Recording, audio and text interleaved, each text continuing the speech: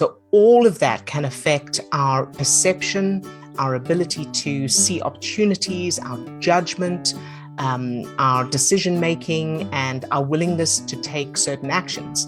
And all of that will, of course, affect the results that we experience. Today, our first question is from Spesichler. Why, when we place high importance on something, it seems so out of reach, but when we stop caring, it sometimes happens effortlessly? There are two main reasons that results can seem so out of reach when we place such high importance on them, and then those results can often come effortlessly when we stop caring.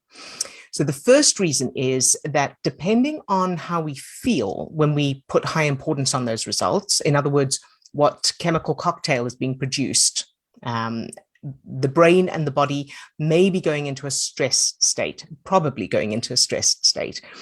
So, for example, if we feel like we have to get those results or else, that will be pumping stress chemicals into the system. And one of the effects of those stress chemicals on the brain is narrowing your focus on the danger. And that means we're effectively closed off to any other options and solutions and opportunities. So we're not seeing all of the options, all of the possibilities that could lead us to the outcome we want. And part of that state is, of course, blood draining from the prefrontal cortex, where we do our cognitive thinking, to the back of the brain. And that means we're unable to think clearly and strategically and logically.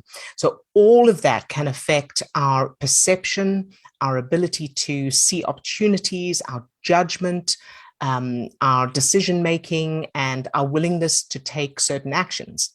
And all of that will, of course, affect the results that we experience. On the other hand, when we stop caring and are no longer fixated on the importance of that result, the level of stress chemicals is not as high, and the brain is not as laser focused on what we think is the only way to get those results. And so then it allows for more flexibility and more openness and access to opportunities, creativity, ideas and solutions we weren't able to see when we were in that stressed emergency state. And an analogy for this, and this is from an article I wrote about years ago when I experienced this for myself. If you imagine you're in a room and there's a window with bars on it, and you really want to get out of that room and be free. So you put all your focus on trying to break those bars. And as you stand facing the window, on the floor next to your foot, you find a saw. And so you try sawing the bars, and that doesn't work. And so you look around on the floor where near your feet again, and you find a crowbar.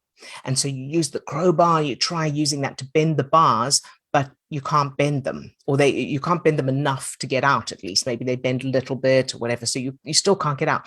So you keep trying to find ways of getting through those bars by focusing on the bars. And then finally, you become despondent and you feel like you're never going to get out. You're never going to get through the bars. You'll never get out of this room. So you go and you lie down on the bed. And as you're lying there, you notice a key hanging on the wall opposite the bed. And you discover that that's the key that unlocks the door. And you walk out of the room, which is a lot easier than trying to get through the window. But because you were so focused on the problem and the problem that you could see, that was, in your vision, the door was behind you. So you're so focused on the problem in front of you, the problem that the bars are standing between you and freedom, and that's all you could see, and that you hadn't even thought to look elsewhere until you were no longer laser focused on the bars and the window. And that came because you lost hope and you went, well, there's no point, I don't care anymore. And that's when you were able to see something else. So hopefully that helps to describe why that happens.